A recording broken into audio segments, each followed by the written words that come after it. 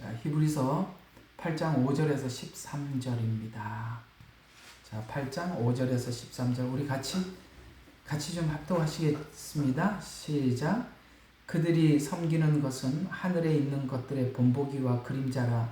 모세가 성막을 지으려고 할 때에 하나님께서 지시받은 것과 같으니 그분이 말씀하시기를 보라 너는 모든 것을 산에서 내게 보여준 모양을 따라 지으라고 하셨느니라. 그러나 이제 그는 더 좋은 약속들 위에 예정된 더 좋은 언약의 중보자이신 만큼 더욱 훌륭한 직분을 얻으셨느니라. 만일 그 첫 번째 언약이 흠 없더라면 두 번째 것이 요구될 것이 없으리라.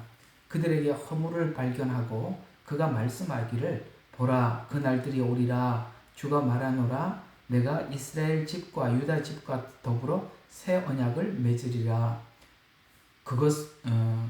그것은 내가 그들 조상의 손에 잡아 이집트 땅에서 인도하여 내던 날과 그들과 세운 언약과 같이 아니하리니 이는 그들이 내 언약 속에 머물지 아니하였으므로 내가 그들을 돌아보지 아니하였음이라. 주가 말하노라 그 날들 이후에 내가 이스라엘 집과 세울 언약이 이것이라. 주가 말하노라 내가 내 율법을 그들의 생각에 두고 그들의 마음에 그것을 기록하리라. 나는 그들에게 하나님이 되고 그들은 내게 백성이 되리라. 그들이 자기 이웃이나 형제에게 일일이 가르쳐 주려고 알라고 하지 아니하리니 이는 그들이 가장 작은 자로부터 가장 큰 자에까지 이르기까지 다 나를 알게 될 것이기 때문이라. 내가 그들의 불의에 대하여 자비를 베풀며 그들의 죄들과 불법들을 다시는 기억지 아니할 것이라고 하였느니라. 그가 말씀하시기를 새 언약이라고 하셨으니 그가 먼저 것은 옛 것이 되게 하신 것이라. 이제 낡아지고 오래된 것은 사라져 가느니라. 아멘. 여러분 이거 쭉 읽으면서 이 내용 지금 무슨 말씀인지 이렇게 어떻게 흐름 이렇게 잡히세요? 간략하게 오늘 이 내용을 짧게 한번 강의를 한번 해볼게요. 5절 보세요. 하나님을 섬기는 것은 하늘에 있는 본보기와 그림자라. 모세가 성막을 지으려고 할 때 하나님께서 지시를 받은 것과 같으니 그분이 말씀하시기를 보라 너는 모든 것을 산에서 내게 보여준 모양을 따라 지으라. 이거 뭐죠? 성막을 지을 때. 그 다음에 또 하나님께서 거기 있는 성막을 짓고 제사를 드리고 절기를 지키고 이런 모든 것을 할 때 내가 내게 보여준 모양을 따라 지으라 라고 하셔서 이게 모세가 임의대로 지은 것이 아니라 어떤 하나님의 명령에 따라서 지었다라는 의미를 가지고 있다면 여기에 모든 것에는 하나하나 의미를 담아서 우리에게 전달하고자 하는 하나님의 모형적 계시라는 이야기가 되죠. 모형적 계시. 여러분 처음 듣는 이야기겠지만 그렇게 말을 해도 이 말은 무슨 뜻인지 알아들으시겠죠? 모형적 계시. 구약이잖아, 그죠? 성막이. 자, 그렇게 모양을 따라 지으라라고 하셨느니라. 그러나 그는 자 보세요. 하나님께서 모세에게 보여준 이 모형은 이런 거래요. 6절을 보면 그러나 이제 그는 더 좋은 약속들 위에 제정된 더 좋은 언약의 중보자인 만큼 더욱 훌륭한 직분을 얻었느니라. 그러면 보세요.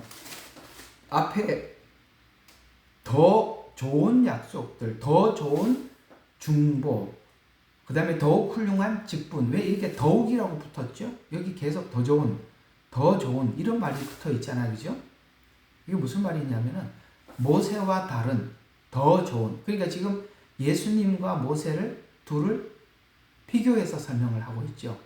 그러니까 예수님은 모세보다 더 좋은, 그 다음에 약속, 더 좋은 언약, 더 좋은 직분이라는 얘기가 되는 거죠.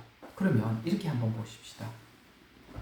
하나님께서는 예수님을 그냥 보내주셔서 한꺼번에 이렇게 이것이 내가 너희들에게 중보다, 이것이 내 언약이다, 이것이 내가 너보다 더 훌륭한 직분자인 예수님이다 이렇게 해서 그냥 한 번에 계시해 주면 되는데 왜 이전의 것 어떤 거야?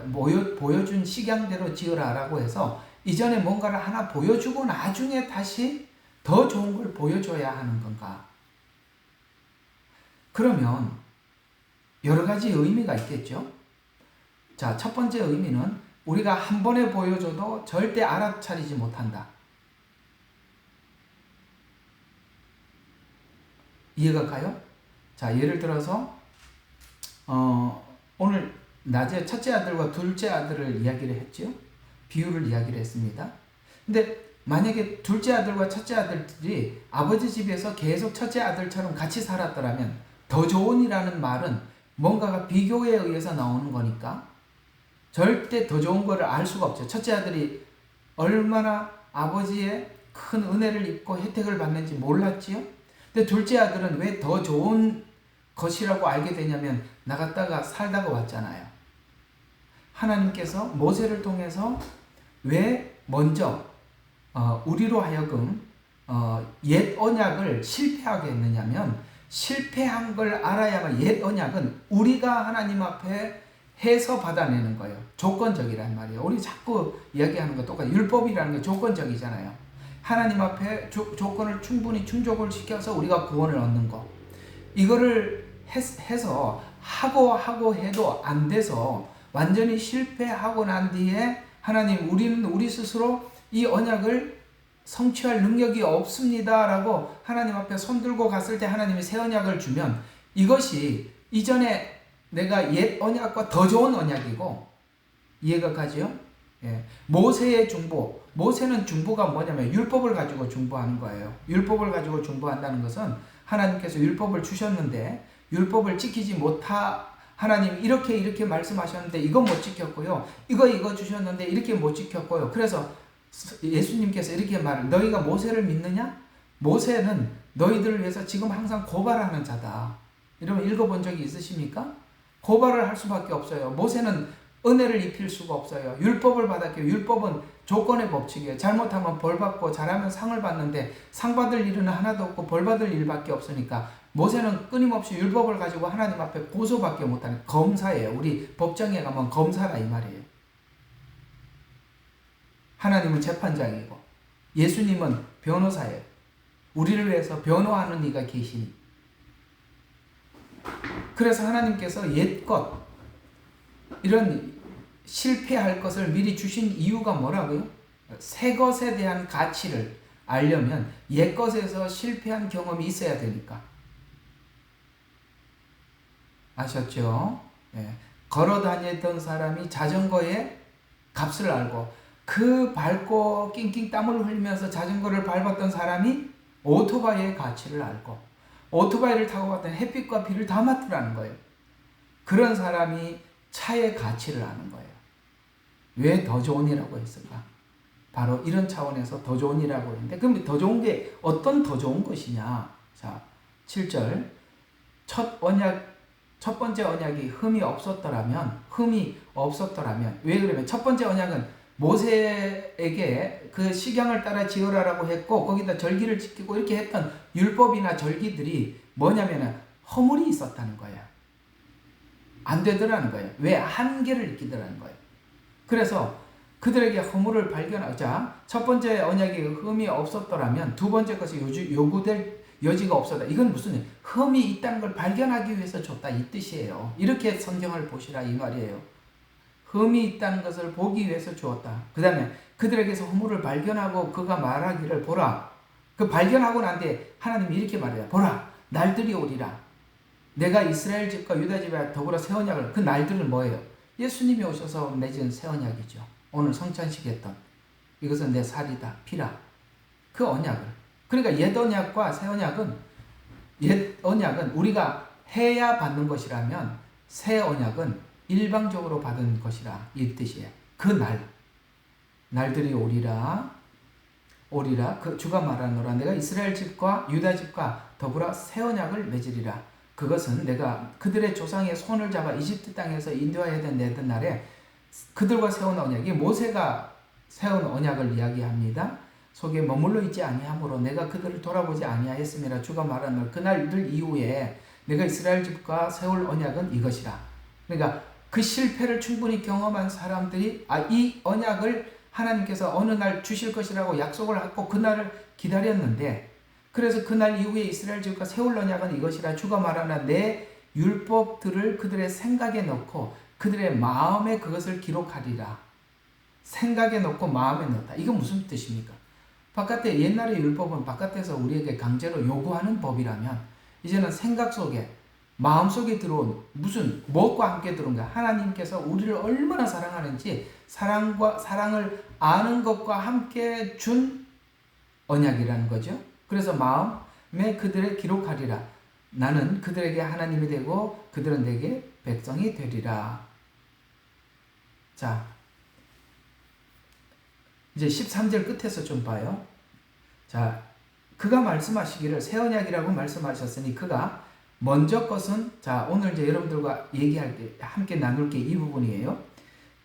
그가 먼저 것은 옛 것이 되게 하신 것이라. 자, 먼저 것은 뭐가 됐다? 옛날 것이 됐다. 절기와 구약에서 지켰던 모세에게 주었던 그거는 죄인이라는 걸 깨닫게 하고 한계를 깨닫게 하기 위해서 준 것이지, 그걸 완벽하게 만들어내라고 새 언약을 준 건 아니라는 겁니다. 그래서 그가 먼저 것은 옛 것이 되게 하신 것이라. 이제 낡아지고 오래된 것은 뭐라고요? 사라져 가느니라. 이게 오늘 여러분 꼭 기억해야 되는 부분이라 그러죠. 뭐 했다고? 옛 것은 사라졌다. 왜 다시 절기를 지켜? 오늘 이제 세 번째 시간인데, 이거 뭐 시간을 보니 오늘도 이게 다 하긴 또 틀린 것 같아요. 이게 할 얘기가 너무 많아서, 요즘 이렇게 세상이 복잡해져서 제가 설교할 게 많아서 좋습니다. 아주 그냥 풍성해요. 안 해도 되는 걸 해도 되니까 얼마나 시간을 많이 하는지, 그냥 매일 성경 공부해도 끝이 없이 나오니까 걱정하지 마세요. 자, 이런 이야기가 되는 겁니다. 옛 것은 사라진다고 했는데 왜 다시 돌아가느냐 이거예요. 네, 그 얘기를 우리가 함께 보도록 하겠습니다. 자, 우리가 옛 것을 다시 되찾기를 위해서 돌아간다면 우리는 십자가의 공로를 지우는 것과 같은 것입니다. 자, 우리 갈라디아서로 갑니다. 갈라디아서는 갈라지는 순간입니다. 참 우리말하고 그냥 너무 또 이렇게 은혜가 되게, 여기는 이렇게 갈라져야 돼요. 율법과 은혜가. 그래서 갈라디아서예요. 자, 1장 6절과 9절 한번 보겠습니다. 아까 예수님께서 새 언약을 맺으시고 이 땅에 우리에게 주신 이 복음은 그게 진짜 복음인데, 이 복음에서 다른 복음 중에서 우리로 하여금 굉장히 혼란스럽게 만드는 게 뭐냐면 율법으로 돌아가고 절기로 돌아가야 한다는 이 복음입니다. 이게 갈라디아서가 그 사람들 때문에 쓴 거예요. 다시 절기를 지켜야 한다, 율법으로 돌아가야 한다라고 주장하는 사람들 때문에 쓰여진 글이라는 것을 염두하면서, 아까는 옛 것은 사라져 간다고 했는데 바울이 복음을 전하는 그 시기도 사라져 가는 것이 아니라 찾아오고 있었어요. 그것 때문에 쓴 서신이라고 했습니다. 6절 시작. 나는 너희가 그리스도의 은혜 안으로 너희를 부르신 분으로부터 그렇게 빨리 떠나 다른 복음을 따르게 됨을 이상히 여기노라. 자, 빨리 떠난다. 이게 참 이상한 이야기죠. 누가 그러더라고요. 여기서 요즘은 이렇게 하다 이단들이 여기서 빼가고 저기서 빼가고 남은 사람이 없다고 그렇습니다. 여기서 빼가고 저기서 빼가고 다른 복음이 아주 다양하게 등장하고 있죠. 그래서 빨리 떠나 다른 복음을 따르게 됨을 이상히 여기느라. 다른 복음은 없나니? 없대요. 아셨어요? 없어요. 어떤 사람에게 있어서, 어떤 사람들이 있어서 그들이 그리스도의 복음을 뭐 하라고요? 너희를 다른 복음이 다만 너희를 교란시키는 어떤 사람들이 있어서 그들이 그리스도의 복음을 변개시켜. 자, 교란을 통해서 변개한다는 거예요. 교란과 변개. 제가 청년 때 신앙생활을 함께 했던, 저는 고등부 지도 부장이었고, 그 다음에 한 분은 이제 저하고 참 친하게 지냈던 집사님이, 저보다 연세는 많으신데, 이분은 이제 중등부 지도 부장이었어요. 오랜만에 이제 중국에서 잠깐 한국 방문을 했다가 이 집사님을 좀 만났습니다. 이렇게 만나고 저녁을 먹었는데 어딜 가셔야 된다는 거예요. 그래서 어디를 가시냐 물어봤더니 성경 공부를 하러 가신대요. 그래서 교회에서 하는 성경 공부냐 물어봤더니 아니라는 거예요. 어떤 선교사님이 성경 공부를 시키시는데 너무 놀랍다는 거예요. 옛날에는 그때 신천지가 처음에 등장을 했을 때 목사라 그러면 사람들이 안 오니까 선교사라고 다 거짓말을 쳤어요. 왜? 선교사들은 그래도 그나마 인식이 좋았거든요. 사람들에게. 이미지가 좋은 이미지가 있었다고요. 그리고 선교사는 자기가 특별히 심호하는 교회가 없기 때문에 사람들이 이제 부담 없이 오라고 선교사라 그러더라고요. 그래서 그래요. 그래서 선교사님이 어디서 선교하다 오신 선교사님이세요? 물어봤더니 그럼 잘 말이 좀 시원치 않아요. 그래서 내가 어떤 생각이 드냐면 혹시 신천지에서 공부하는 건가 싶어서 물어봤어요. 어떤 내용 공부하냐 그랬더니 비유풀이를 하는데 기가 막히다는 거예요. 이거 신천지구나 싶더라고요. 그래서 이제 신천지가 교육하는 방식을 제가 조금 아니까 요렇게 설명을 하고 요렇게 설명을 해가면 그게 신천지인 줄 알고 빨리 나오세요. 그랬더니 자신이 있어 하는 거예요. 아이고 목사님 제가 몇 년을 성경을 읽었고 얼마나 성경 공부하신지 아시지 않습니까? 제가 그거 하나 분별을 못하겠습니까? 이게 교만이고 자만이에요. 아시겠습니까? 참 알죠? 그분 제가 근데 가서 성경 공부를 하고 왔대. 그래서 이렇게 성경 공부시키는 거 맞죠? 그랬더니 맞대. 신천지 맞다고. 당장 나오시라고. 그래갖고 이제 안 나가셨는데 그분이 성경을 참 많이 보시는 분이세요. 늘 성경을 암송하고 묵상하고 그러셨던 분이세요. 그리고 제가 지금 여러분에게 전하는 이 복음을 그 목사님 말에서 지금 제가 배운 거나 그 집사님이 배운 거나 같은 목사님 말에서 같이 배웠어요. 그 목사님은 복음에 아주 밝으신 분이시에요. 그렇게 배웠는데도 여기 신천지의 비유풀이에 넘어가는 거예요. 왜 그러냐? 오늘 여기 답이 나와요. 자, 1장 7절 보세요. 이런 말들 성경이 괜히 한 게 아닙니다. 자, 뭐라고 한다고요? 다른 복음을 어떻게 변개시킨다고요? 교란해서 변개시키는 거예요. 교란. 여러분, 비유풀이는 교란 작전이고, 아시겠어요? 비유풀이는 교란 작전이고, 목적은 변개시키는 게 목적이라는 거예요. 몇 가지 맞고 신비한 이야기를 해주지만, 그거는 어떤 자기들의 목적을 위해서 몇 가지 소스를 주는 겁니다. 그래서 처음에 가면 비유풀이가 신비로워요. 처음에는 되게 신비로운데 나중에 비유의 주인공이 이만이다 이렇게 가는 거예요.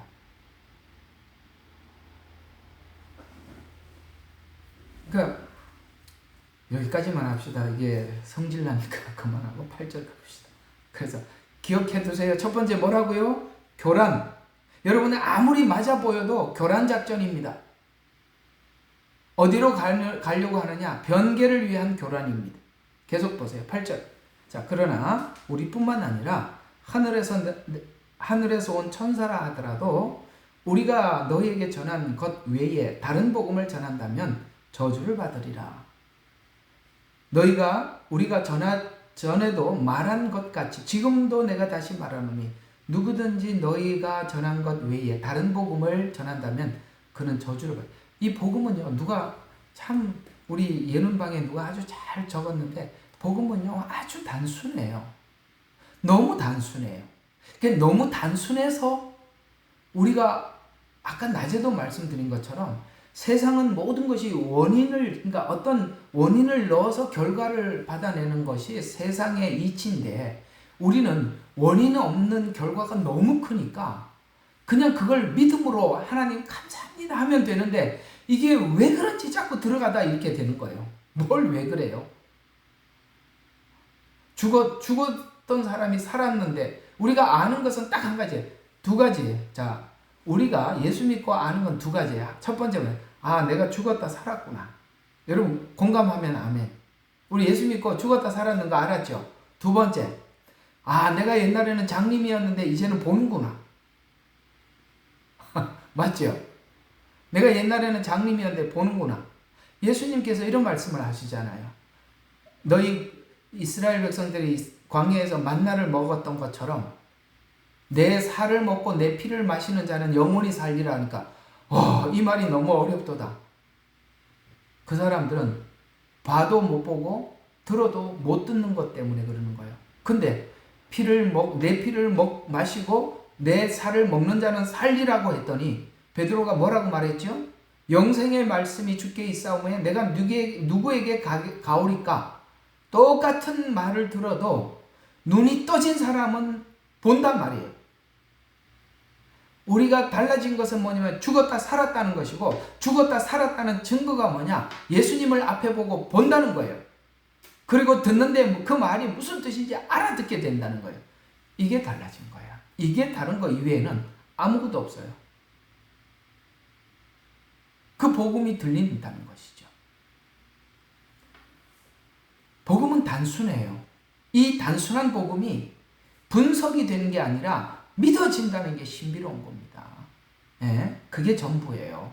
그걸 이제 알아보자 하고 들어가는 순간 우리는 또 엉뚱하게 가르치는 교리에 들어가는, 여기 오늘 아주 단순한 복음이라는 거예요. 그래서 다른 복음이 있다는 거, 그 다른 복음에 들어가기 위해서 교란시켜서 변개한다. 그러면 하나님 앞에 뭐를 받는다? 저주를 받으리라. 요 단어를 기억해 두세요. 자, 첫 번째 다른 복음, 두 번째 교란. 이제는 좀 아주 머리에다 이렇게 박아놓고 가게, 확 집어넣고 가게. 첫 번째 다른 복음이 있다. 두 번째 그 다른 복음을 전하기 위해서 교란시킨다. 세 번째 변개시킨다. 결국에는 뭐 받는다? 저주 받는다. 요거 에덴 동산에서 사단이 하와에게 썼던 방식 그대로입니다. 다른 복음을 제시하고 교란시키고 변개시켜서 하나님 앞에 저주받게 만드는 거예요. 그래서 이 복음은 복잡하지 않다. 이거는 계시대로 받은 것이다. 계시는 믿을 수밖에 없어요. 분석이 안 되는 거잖아요. 계시가 어떻게 분석이 되겠어요? 계시로 받은 것이다. 자, 1장 11절부터 한번 계속 봐요. 11절, 12절. 그러나 형제들아 내가 너희에게 알게 하노니 내가 전한 복음은 사람에 따른 것이 아니니라. 사람은 조건 법칙입니다. 나는 그것을 사람에게 받지도 않고 배우지도 않았으며 오직 예수 그리스도의 계시를 통하여 된 것이라. 그 뒤에 있는 이야기는 제가 한번 설명한 적이 있으니까 지나가겠습니다. 계시는 믿는 것이지 분석해서 이해하는 것은 아니지요. 자, 그래서 우리는 이 계시된 복음을 하나님께서 살려서 듣게 해주셨는데, 이 복음과 아까 옛 것은 사라져간다 그랬죠. 사라지고 낡아진 것은 폐기된다고 하셨습니다. 그래서 폐기된다고 했기 때문에 이 둘은 공존할 수가 없어요. 자, 공존할 수가 없습니다. 갈라디아서 4장 9절부터 한번 봅시다. 율법과 복음은 공존할 수가 없고 우리가 복음 안에 들어온 이후 우리는 절기로 돌아가지는 않습니다. 자, 9절부터 4장 9절부터 보겠습니다. 이제는 너희가 알았고 너희가 하나님을 알았고 오히려 하나님께 알려졌는데 어찌하여 너희가 약하고 천한 초등학문으로 이거 율법으로 돌아간다는 얘기입니다. 초등학문으로 돌아가 거기서 종노릇하기를 원하는, 종은 자유의지가 없어요. 맞죠? 종은 주인이 시키는 대로 하는 거예요. 우리는 율법대로 순종을 한다면, 율법대로 신앙생활을 한다면 우리는 종이 되는 것입니다. 우리는 우리 의지를 가지고 하나님을 기쁘시게 하는 게 아니라 그냥 종처럼 그냥 따라할 뿐입니다. 종은 주인이 왜 그렇게 하는지 이유를 묻지 않아요. 그냥 시키는 것만 하면 끝이에요. 왜 주인이 그렇게 하려고 하는지 알려고 할 필요, 왜냐하면 주인이니까 그래요. 우리는 하나님을 아버지라고 합니다. 아들은 아버지 마음을 알고 따라하는 것이에요. 주인과 종은 분명히 다릅니다. 여러분들이 주님께 순종하는 것은 우리 자유의지 안에서 하나님께 순종하는 것입니다. 종은 자유의지가 없어요. 우리는 하나님이 우리의 자유의지로 자유를 주신 것입니다. 그래서 잘 들어봐요. 그 다음 절 10절 다시는 종로를 타기를 원하냐 너희는 날과 달과 절기와 해를 지키는도다. 여기 나오죠. 이게 폐기가 됐는데 날 지키는 거, 그 다음에 달을 지키는 거, 절기를 지키는 거, 해를 지키는도다. 이런 거 다 종로를 타는 거라는 거예요. 그러면서 나는 내가 너희를 위하여 수고한 것이 헛될까 두려워하노라. 이 복음을 전해서 이렇게 고생했는데 이게 지금 헛될까 두려워하노라. 여러분 이렇게 돌아가는 사람들은 복음을 기껏 전해놨더니 그 복음 전한 게 전부 다 허사가 되는 거예요. 두려워하노라. 형제들아 내가 너희에게 권하노니 간구하노니 너희는 나와 같이 되라. 나와 같이 되라는 건 뭡니까? 나는 바울이 율법을 지키다가 은혜로 돌아와서 지금 자유인이 됐다 이 말이에요. 나와 같이 되라. 이는 나도 너희와 같이 되었습니다. 이게 무슨 뜻입니까? 이 뒤에 말은 또 무슨 말이야? 이런 생각이 언뜻 들지요. 지금 바울은 율법 안에 있다가 복음으로 자유인이 되었는데 지금 갈라디아 사람들을 구하기 위해서 나도 너희와 같이 되었습니다. 나도 너희 안에 들어가 있지만 너희를 구하기 위해서 지금 서신도 쓰고 바울이 그런 이야기예요. 내가 유대인을 구하기 위해서는 유대인처럼 되었고 이방인을 구하기 위해서는 이방인처럼 됐던 것처럼 내가 너희를 구하기 위해서 나도 너희와 같이 되었습니다. 너희가 전혀 나를 해롭게 하지 아니하여 나는 너희 영향을 아무것도 안 받는다 이 말이에요. 율법으로 들어가면 율법의 영향을 받아요. 율법에 이렇게 하라 그랬더라 그러면 이렇게 하고 저렇게 하라 그랬더라 그러면 저렇게 하는데 바울은 율법 안에 있다가 복음으로 자유인이 되었어요. 그런데 다시 갈라디아 교인들을 구하고 얻기 위해서 그들에게 들어가 있지만 이런 말이에요. 그들에게 들어가 있지만 너희들이 하는 말은 나를 지켜야 된다. 나를 지켜야 된다. 이 말에 나는 아무런 영향을 받지 않는다. 전혀 나를 해롭게 하지 아니하였느니라. 아시겠습니까? 이 말? 예. 지금 바울이 그들을 구하기 위해서 이렇게 애를 쓰고 있다는 것이고 또 그 다음 절을 계속 보면 너희는 내가 처음에 육체의 연약함 중에도 어떻게 너희에게 복음을 전파하는지 아느니라. 이게 무슨 말입니까? 바울이 그때 아마 굉장히 쇠약하고 힘든 상태에서 갈라디아 교회에 복음을 전했던 것 같아요. 그런데 지금 이 말이 무슨 말이냐면 내가 약할 때 하나님께서 이 복음을 전할 때 얼마나 능력을 주셔서 너희에게 전했는 줄 너희들 봤지 않냐. 이해가 가요? 하나님께서 얼마나 나에게 은혜를 주시고 능력을 주셔서 내가 약한데도 너희들에게 이 복음을 전하려고 하니까 하나님께서 큰 새 힘을 주셔서 너희들에게 복음을 전하는 것을 너희들도 눈으로 봤지 않냐. 그걸 보고 얼마나 바울하고 마음이 그렇게 깊었던지 정말 깊이 하나가 되었던지. 자, 또 너희 14절 또 너희는 나의 육체 안에 있는 나의 시련을 무시하거나 거절하지도 않았고 오히려 하나님의 천사같이 그리스도 예수같이 나를 영접해요. 그렇게 바울을 그렇게 예수님 영접하듯이 그렇게 친절하게 맞아줬다는 거예요. 근데 봐요.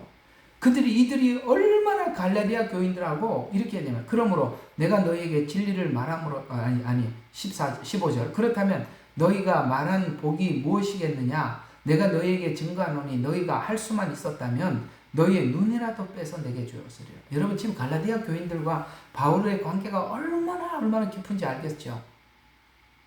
우리가 이렇게 정도 깊으면 저주를 받아라 이놈들아 이렇게 하면서 내가 너희들에게 의심이 있다. 나는 너희들을 믿지 못하겠다. 이런 말을 하기가 얼마나 어려워. 그런데 여러분 여기까지 바울이 이렇게 정말 이렇게까지 그 표현을 해야 되는 것은 그 지난날 그렇게 좋은 관계 그런 걸 다 무시하고 이렇게 등져도 좋다는 거야. 저 좀 봐요. 이렇게 등져도 좋다는 거야. 등져도. 응? 내가 너희들이 이게 이 은혜 안에서 떠나는 건 이거는 볼 수가 없다. 내가 너하고 등을 줘도 좋으니까 내가 너희를 구해내고 말 것이다. 이 바울이 이렇게 하는 이 태도의 돌변이 얼마나 안타깝고 얼마나 마음에 그러면 이렇게까지 했겠어요. 그리고 지난날 얼마나 관계가 좋아서 예수님만 영접하듯이 바울을 맞이해 줬고 눈이라도 빼서 줬다는 말은 다윗이 왜 나와? 바울이 다메섹에 가다가 예수님을 만나게 되었을 때 너무 강한 빛을 받아가지고 이 눈이 너무 안 좋아요. 그 빛을 너무 세게 받아가지고. 그래가지고 이게 우리가 이제 전승에 의하면 본인이 그런 이야기는 안 했지만은 전승에 의하면 그는 이게 항상 눈곱이 이렇게 이게 눈이 안 좋아가지고 아주 이게 눈곱처럼 흘러내리고 아주 고생을 많이 했다고 그래요. 그러니까 이게 눈이 안 좋으니까 얼마나 답답하겠어요. 그러니까 갈라디아 교인들이 자기 눈이라도 빼주고 싶을 만큼 이 괜히 나온 말이 아니에요. 바울이 그만큼 눈에 약점이 있었다는 거예요. 그럴 정도로 정말 바울을 귀하게 여겼다가 보세요. 이렇게 바울의 복음을 이렇게 진심으로 받았다가도 여러분 이 다른 복음을 전했을 때 이렇게 빨리 떠날 수 있다는 걸 여러분 기억하셔야 돼요. 나는 그게 이 갈라디아서 이 말이 괜히 나온 말이 아닌 것 같아. 여러분들이 이렇게 애를 쓰고 막 오늘 새로 오신 분이 내 마음을 꺼내놓고 목사님이 우리한테 전달 진짜 이렇게 하면 뭐해? 이 당겨 오면 금방 가는 이럴 수 있다는 거예요. 나 이게 무섭다는 거예요.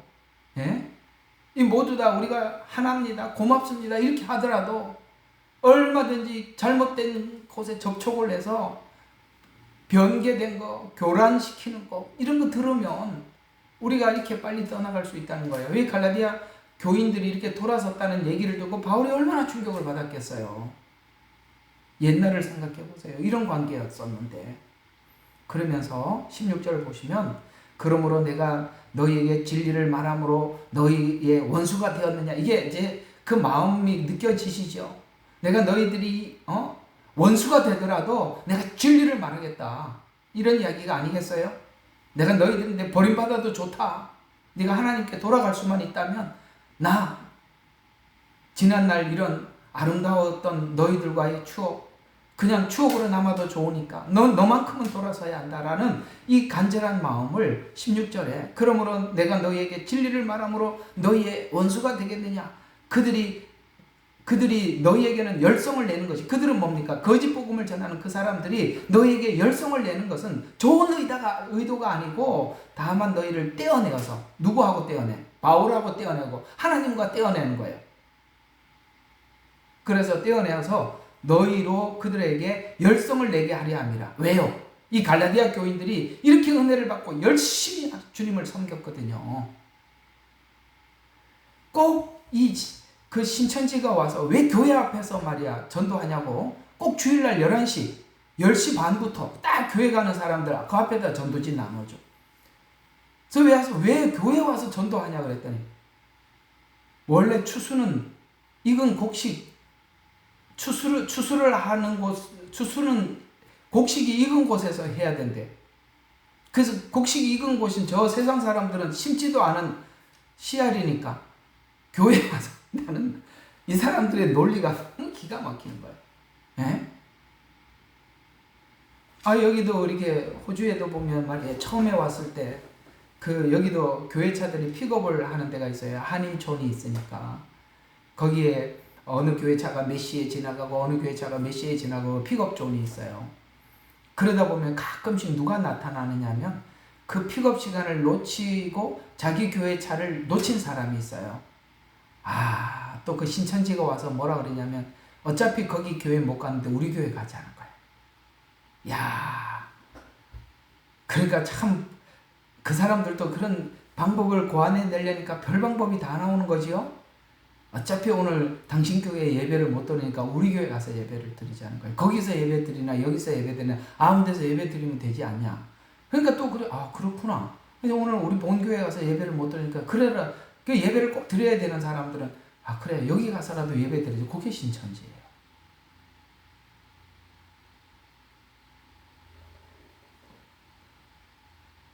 아이고 그렇습니다. 예.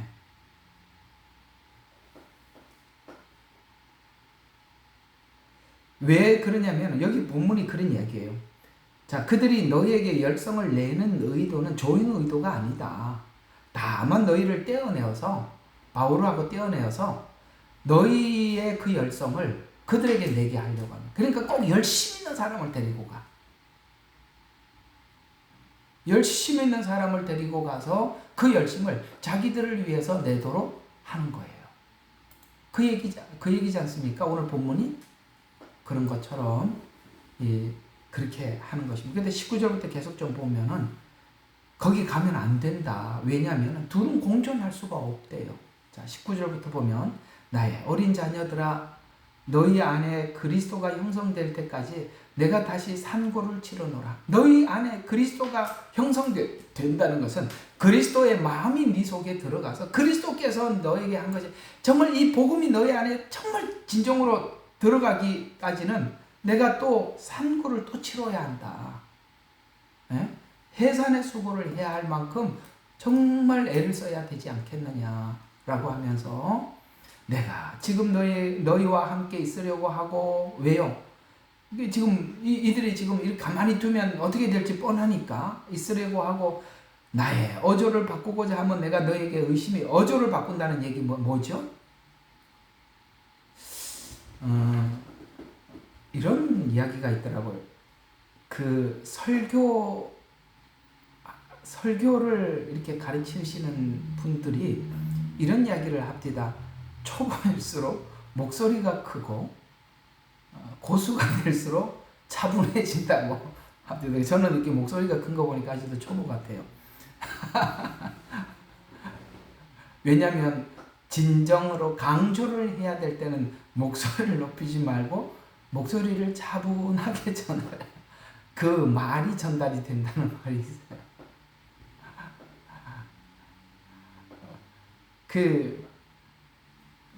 하여튼 그래요. 근데 이 어조를 바꾼다는 말은 아마도 내 생각에는 그런 것 같아요. 바울이 옛날에 이들이 눈이라도 빼어줄 것 같고 그 다음에 예수님을 영접하듯이 바울을 영접했을 때 막 큰 소리로 열정적으로 설교를 했을까요? 아마 조용하게 설명을 해줬을 겁니다. 그렇게 했죠. 여기 화면 켠 사람이라도 네 이렇게 대답 좀 해봐. 그래요.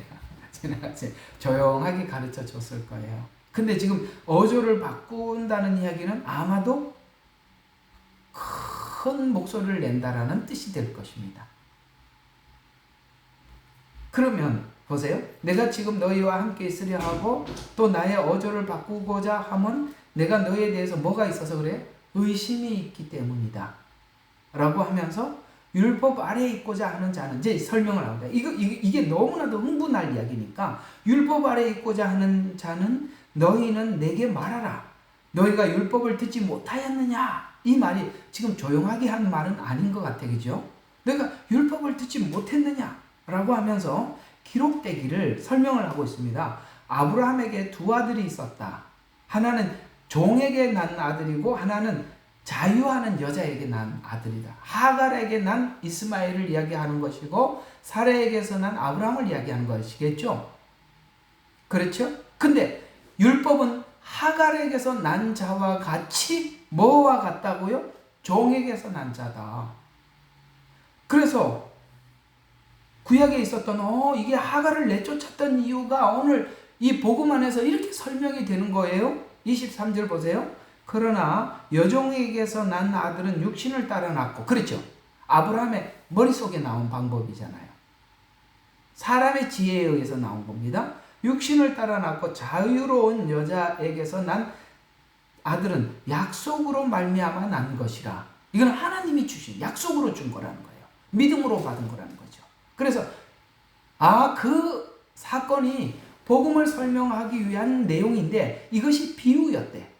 그러니까 구약에 있는 이런 사건들은 신약에 와야 뜻이 해석이 된다는 얘기 말씀드렸었죠. 오늘 낮에 똑같은 이야기죠. 이것은 비유니 이들은 두 언약이라 하나는 옛 언약 하나는 새 언약 이렇게 그걸 또 설명을 하는구나 이렇게 이해가 된다는 거죠. 그래서 두 언약이라 이는 하나는 신의 산에서 종부터 종을 받은 자니 하갈이라. 지금 하갈을 낳았던 아브라함의 이야기는 곧 모세가 시내산에서 율법을 받았던 이야기와 이 꼴이구나. 그래서 율법은 하갈에게서 난 것처럼 종의 예더약은 종이구나. 종은 자녀가 아니니까 아버지 마음을 알려고 하지. 시키는 것만 하면 되지요. 자유의지 없이 무조건 맹종하는 것이에요. 그 종이라는 것. 근데 거기서 우리를 꺼내기 위해서 예수님이 오셔서 십자가에 죽었는데, 자유를 주기 위해서, 자발적으로 하나님 앞에 순종하기 위해서 복음을 줬는데, 네가 다시 율법으로 돌아가면 너는 종의 자녀가 되는 것이다. 종의 자녀는 상속을 받을 수 없다는 거예요. 율법으로는 구원받을 수 없어요. 그래서 이렇게 하갈은 아라비아에 있는 시내산이니 그렇구나. 시내산에서 받았던 율법이 하갈과 같은 종, 이렇게 이 꼴이구나. 지금의 예루살렘과 같아서 그녀는 자기 자녀들과 더불어 종노릇하나. 여러분, 우리가 하나님 이 복음을 모르고 그냥 무조건 절기를 지키고 율법을 지키고, 이거는 종노릇하는 거라고. 딱 못을 박았습니다. 이게 못 박고 더 이상 움직이지 않습니다. 그 다음에 이제 또 다른 자유하는 복음을 이렇게 설명해 들어가요. 26절. 위에 있는 예루살렘은 자유로우니 우리 모두의 어머니라. 기록되기를, 자 보세요. 잉태하지 못하는 자여 여인아 즐거워해라. 산고를 치르지 못하는 여인아 소리질러 외치라. 홀로 사는 여인의 자녀가 남편 있는 여인의 자녀보다 더 많음이라. 무슨 말이에요? 율법 아래서 난 자들보다 복음 안에서 난 자들이 훨씬 많고, 이 사례는 이삭을 낳았는데, 이것은 아브라함의 생각 속에서 나온 자가 아니라 하나님이 약속을 했기 때문에 받은 것. 우리가 그 아브라함 생애를 통해서 다 봤지요. 아브라함도 늙었고 사라도 원래 생산하지 못했었고, 경수도 끊어진 상태에서 하나님이 주셨다면 사람에게 의해서 나온 것이 아니라 약속에 의해서 받은 것이다. 예수님은 인간의 아담의 후손으로 온 것이 아니라 성령으로 잉태하신 약속에 의해서, 그날 내가 그를 보내주리라고 약속하신 약속에 의해서 받은 자와 같아서, 그래서 이제 그렇게 믿음으로 구원을 받은, 하나님의 약속으로 구원받은 자들은 뭐 하라고요? 즐거워해라. 소리질러 외쳐라. 왜냐하면 홀로 사는 여인이 자녀가 남편이 있는 여인의 자녀보다 더 많다. 이렇게 이야기를 하면서 28절, 형제들아 이제 우리는 이삭과 같은 약속의 자녀라. 그런데 그때에 육신을 따라 난 자가 성령을 따라 난 자를 박해하였던 것처럼 지금도 그러하도다. 무슨 말이에요? 우리가 은혜로 구원을 받고 자유의지로 하나님을 섬기고 있는데, 율법이 쓱 들어와서 우리 자유의지를 딱 멈춰버리는 거예요. 우리 자유의지를 탁 멈춰놓고 어떻게 하고 있죠? 율법을 따라 행해야 한다. 이렇게 이야기함으로써 우리로 하여금 너무나도 헷갈리게 만든다, 이 말이에요. 그래서 교회는 성도들이 은혜 받도록 첫 번째 도와주어야 하고, 사람들이 은혜를 받고 난 이후에 스스로 하나님의 일이 눈에 보여야 하고, 스스로 하나님의 일이 눈에 보일 때 스스로 하나님 앞에 자발적으로 섬겨나갈 때까지 계속 가르쳐 주어서 그들이 하나님 앞에 오늘 이삭과 같이 자유하는 마음으로 하나님을 섬겨야 되냐, 자유로 하나님을 섬기게 만들어줘야 된다는 거예요. 근데 그 사이에 그 자유의 은혜가, 복음이 들어와서 하나님을 자발적으로 섬기기 전에 율법으로 탁 들어와서 강요하기 시작하면 뭐가 된다? 이 은혜가 이게 붕 떠버리고 종이 돼버린다는 거야. 이게 제가 이게 말주변이 없어서 그러는데 알아들었다고 고개 좀 끄덕거려봐요. 이해가 가죠? 무슨 말인지. 예, 그 말이에요. 그래서 둘은 같이 공존을 할 수가 없대요. 왜냐하면은 그때 육신을 따라 난 자가, 율법은 뭡니까? 우리가 받은 이 복음을 박해한다는 거야. 왜? 이스마엘 힘이 더 세지요. 굉장히 그 인간이 이해하기가 훨씬 율법적으로 빨라요. 그게 사람들인데 먼저 심어지고 나면 이 은혜를 설명하기가 너무 어려운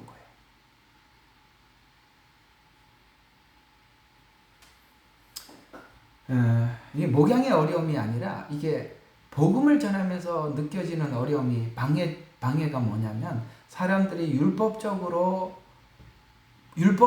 복음을 잘못 오해를 해서 이렇게 딱 인식하고 있는 사람들을 그 사람들의 생각을 바꿔놓는 작업이 정말 보통 작업이 아니고 저는 참 어렵더라고요. 이게 처음부터 이 복음을 복음답게 듣지 못하고 그러니까 율법으로 복음을 딱 틀을 잡아놓은 사람들이 그걸 아니라고 무너뜨리기가, 왜냐하면 율법이라는 것은 들어가 놓으면 틀이 너무 강해. 딱 들어가 있어요. 자유하는 복음을 설명하기가 너무 어려워. 그거는 진짜 둘째 아들처럼 나갔다 와야 말을 알아듣지. 첫째 아들한테 아무리 율법을 이렇게 은혜를 설명을 해도 첫째 아들은 알아듣지를 못해. 야, 나가보니까, 나가봐라. 주염 열매 먹는다. 죽어간다. 이런 말을 해도 왜 죽어가? 나 지금 잘하고 있는데. 이러는데 내가 무슨 이야기를 하냐 이 말이에요. 율법 틀이라는 게 그렇게 무섭다는 걸 아시라.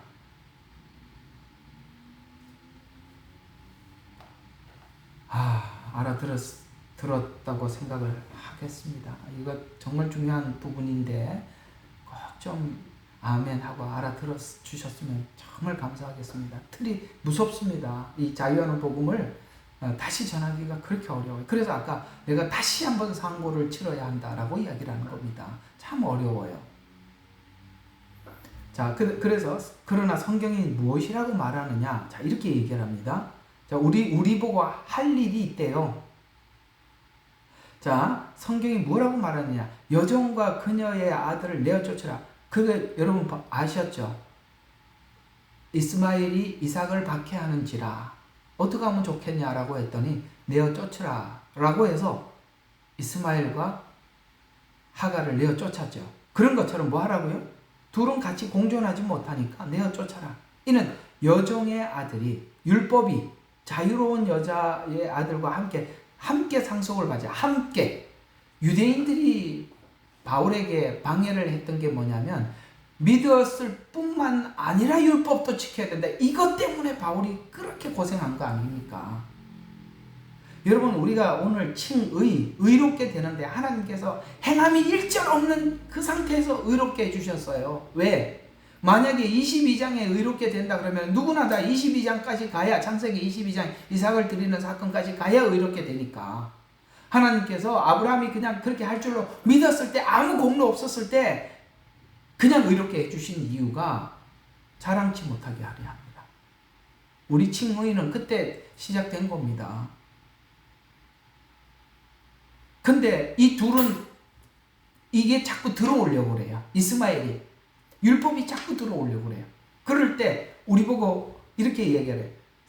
갈라디아서에서는 이걸 보고 뒤쪽에서는 스스로 배워버리기를 원하는, 네가 스스로 배워버리라.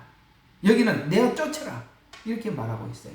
내어 쫓으라. 이는 여종의 아들이 자유로운 여자의 아들과 함께 상속을 받지 못할 것입니다.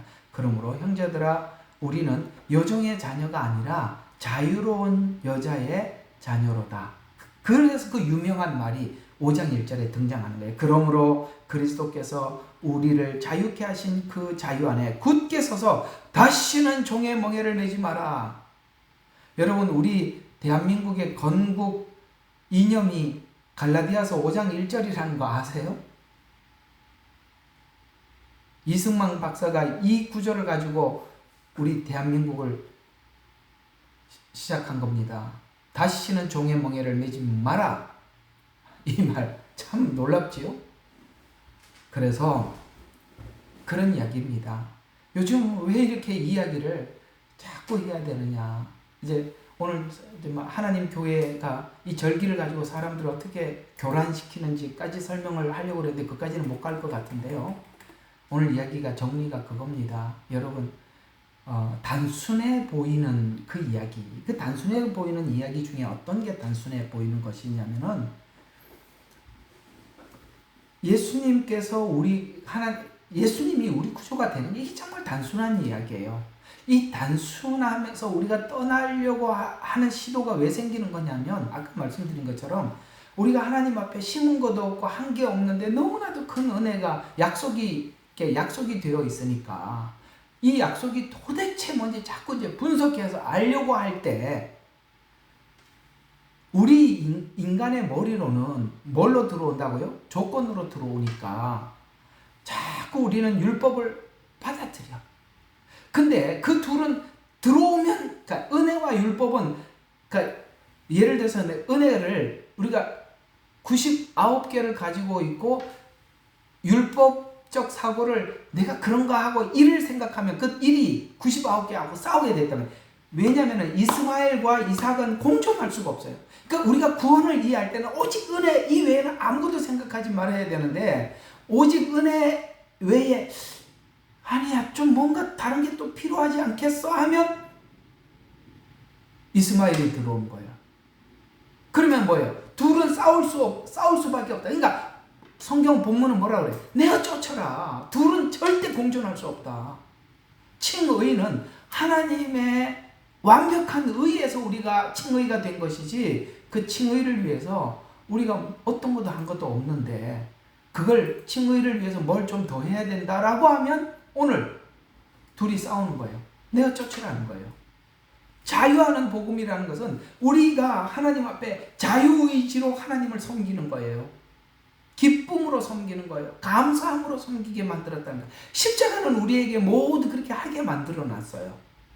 근데 이렇게 해야만 한단다, 저렇게 해야만 한단다 라는 이런 말들이 들어오면 그 둘은 싸울 수밖에 없다. 그래서 우리는 여종의 자녀가 아니라 자유로운 여자의 자녀로다. 자유의지로 하나님을 섬기는 거다. 그래서 시편에 뭐라고 말해? 감사함으로 그 문에 들어가며 주의 궁전에 들어가. 아멘. 감사함으로 들어가는 거예요. 주님. 그래서 우리는 이 감사가 내 조건에 맞으면 감사가 아니라 우리는 하나님께서 주시는 모든 것에 감사합니다. 왜? 그게 다 나에게 유익이 되고 은혜가 되고 감사가 되고 하나님 앞에 믿음이 되고 그렇게 되도록 하나님 우리에게 주신 무엇도 우리에게는 다 유익해 주시더라 라고 우리는 믿기에 하나님 앞에 모든 것을 감사하는 자가 되었지요. 자, 진짜 얼마 못했네, 그죠? 자, 사실 오늘 좀 이 이야기 좀 그만 좀 끝내고 싶었는데 또 해야 될 것 같아요. 다음 시간에 한 번 더 하도록 하겠습니다만, 좀 여러분 이렇게 좀 생각해 주시면 좋겠어요.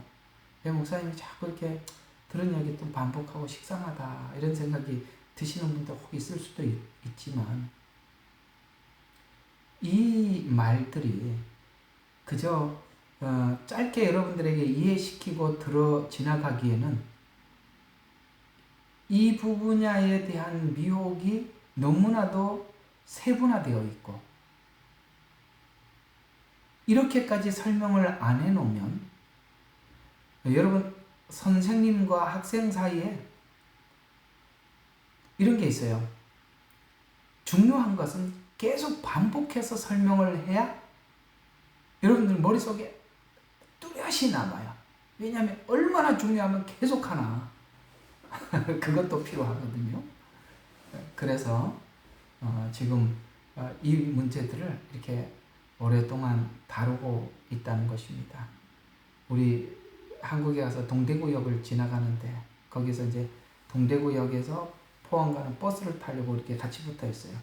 가는데 이 그 늦은 저녁 시간에 아가씨들이 그렇게 차려입고 나와서 지나가는 사람들에게 뭘 하는데 가만히 들어보니까 하나님 교회예요.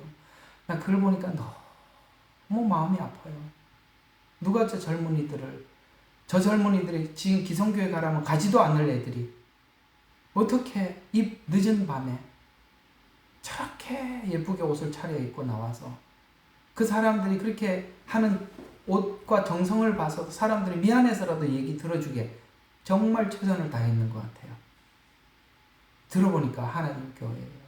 원래 막 사모님이 막 역전도 하고 갔습니다. 시간이 없어서 할 수 없이 갔습니다만 가보니 기성교회 성도들은 누구도 나와서 전도하는 사람 하나 없고 세상에 이 이단들은 왜 이렇게 설치고 전도를 하는지 그게 저한테는 사실 이번 방문에 여러분들 만나는 것도 좋았지만 진짜 충격이었습니다. 이렇게까지 세상에 이렇게까지 혼탁하구나.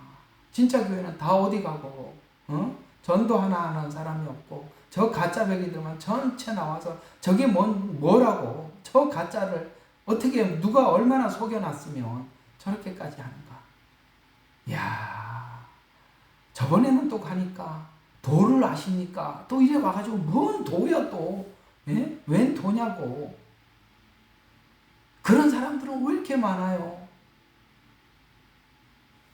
그래서 그런 생각이 듭디다. 야, 얼마나 교란을 하고 얼마나 사람들을 성경을 변개시켜 놨으면 저렇게까지 변질되고 저렇게까지 되었나 싶은 생각에 굉장한 책임감을 가지고 여러분들에게 이 내용을 좀 더 자세히 더 이상 여러분들에게 의심이 없도록 하기까지 이렇게 전하기 위해서 이렇게 애를 좀 써봤습니다. 여러분들도 저의 이런 마음을 좀 헤아려 주셔서 이 내용이 여러분들에게도 더 이상 어떤 이야기도 여러분들에게 현혹하지 못하도록 자리 잡힐 때까지 함께 암기하시고 또 다시 공부하시고 그러시기를 바랍니다. 자, 우리 잠시만 하나님 앞에 오늘 한번 기도하겠습니다. 기도하고 좀 마치도록 할 텐데 우리 같이 한번 하나님, 야, 이렇게 바울과 밀착된 성도들도 이렇게 될 수도 있군요.